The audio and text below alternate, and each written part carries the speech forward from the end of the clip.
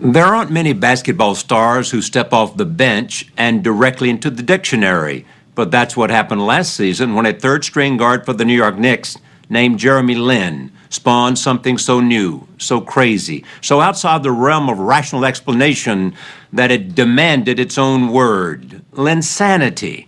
For a few weeks, the entire professional basketball world was in the throes of this Harvard-educated Asian American who battled his way through racial stereotypes to become a shooting star.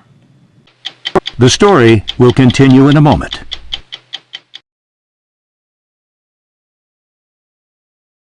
As one New Yorker, let me tell you what you did for the city. It was a magical time, you know, and Madison Square Garden at that moment was what it was intended to be. Well, I appreciate that. He's coming in. Jeremy Lin. Jeremy Lin was the 12th man on a slumping, injury-riddled 12-man team last season when the New York Knicks coach Mike D'Antoni put him into the game and into basketball history. Gets to the basket, reverse layup, he cuts it in. What a play for Jeremy Lin. Gets to the rim, puts it in, and the foul. Wow! 25 points, 7 assists, and a Knick victory. Then he did it again in the next game. And then again. Nobody stopping Jeremy Lin on that play. That stretch, that was the most fun I've ever had in my life. That's what athletes want. One-to-one with the fans, playing at their best in a place that is a cathedral. I agree. Can you believe this is happening to you? No. And New Yorkers were swept into an epidemic of Linsanity. His name was unavoidable in the papers, magazine covers, and in the stands. I didn't know that you could turn Lin into so many things. League officials, like Commissioner David Stern, knew a good thing when they saw it, even if they had trouble understanding just what it was. We couldn't even figure it out. We couldn't get enough Jeremy Lin material in the NBA store fast enough, and when we did, it was just gone in minutes. You've never seen anything like it? No, but we enjoyed it. On the February night Lin came off the bench, jerseys with his name and number 17 did not even exist. Now they were the hottest selling items in all sports. About the only person who seemed unaware of the frenzy was the Los Angeles Lakers star, Kobe Bryant. Jeremy Lin, are you following that story now? I have no idea. I know who he is, but I don't really know what's going on too much with him. I don't even know what he's done. I have no idea what you guys are talking about. But Bryant's famed detachment ended before a national television audience. Just a few games removed from being a basketball non-entity, Lin rang up 38 points, embarrassing Kobe and the Lakers. Lin likes the open floor, spinning, puts it up and banks it in. Yes. Sensational play for Jeremy Lin. When I shot that three-pointer from the corner. Lin from deep. That was the loudest I've ever heard an arena. And I literally felt like I was hovering because of how crazy the place was. A new star is born in the NBA. Through his first 5 starts, the undrafted Ivy League point guard scored 136 points. Lin for the win! Got it! More than any other player in league history. Not bad for a guy who'd been spending his nights crashing on his brothers' and teammates' couches, uncertain of his future with the team. But then, just as quickly as Linsanity arrived in New York, it evaporated. First came an injury, and then he was on his way out of town, bound for the Houston Rockets and a 3-year, $25 million contract. His days on the couch were over, but so was his career with the Knicks, who passed up the chance to re-sign him. What happened? Do you believe they didn't want you? No, I think they wanted to bring me back. I think they wanted to bring me back at a certain price range, and I think the offer that Houston gave was not in that price range. Can you possibly look back and say, maybe I didn't do enough to stay in New York? That maybe if I had said to them, I want to be here, I want to be a Knick, this is home. You know, I think everything happened the way it was supposed to. You really believe that? I really do. Turned out the way it was supposed to. Yeah. If New York wasn't in his future, Asia certainly was. Tell me about going to China.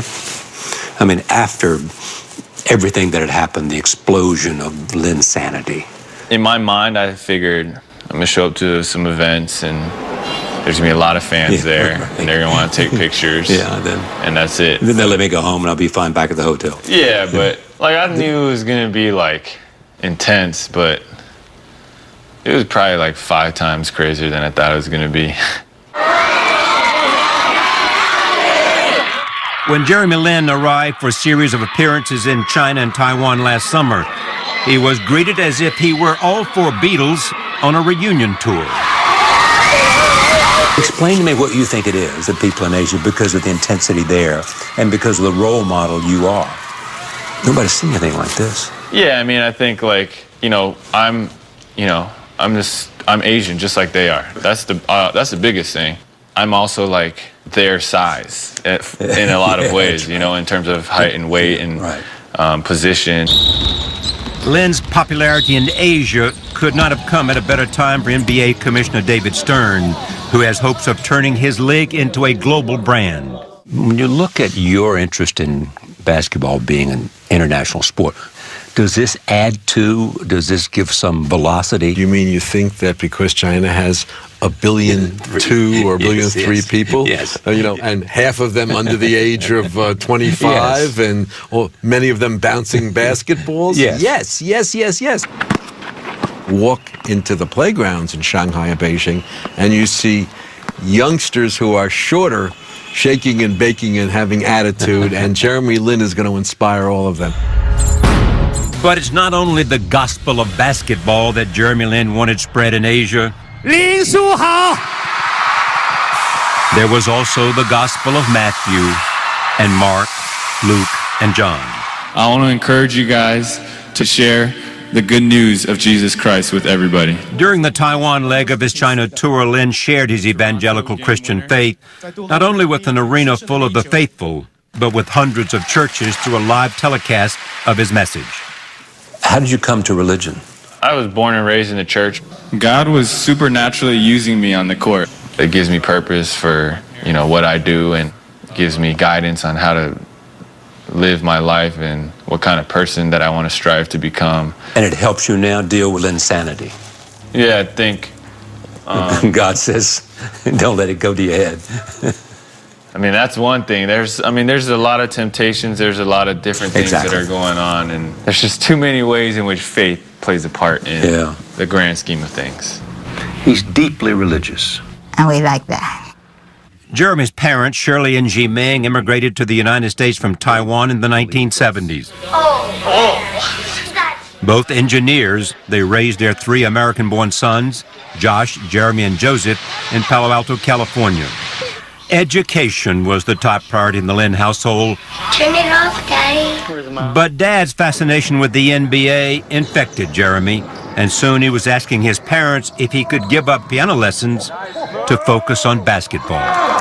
Asian immigrant parents, very rarely, at least when I was growing up, push or support their kids to play sports as much as my parents did. It wasn't the typical path for an Asian American kid growing up. Jeremy balanced books with basketball, and his parents were determined to keep him straight. And your role was? Play with my kids. And your role was? I do the dirty work. He got the fun. He got the fun. So you had to discipline. I'm the one that study. The good Lin, bad Lin routine worked, and by his senior year of high school, the basketball world could not ignore Jeremy Lin. If Palo Alto is going to win this game, they're going to need a strong performance out of their unquestioned leader, senior point guard Jeremy Lin.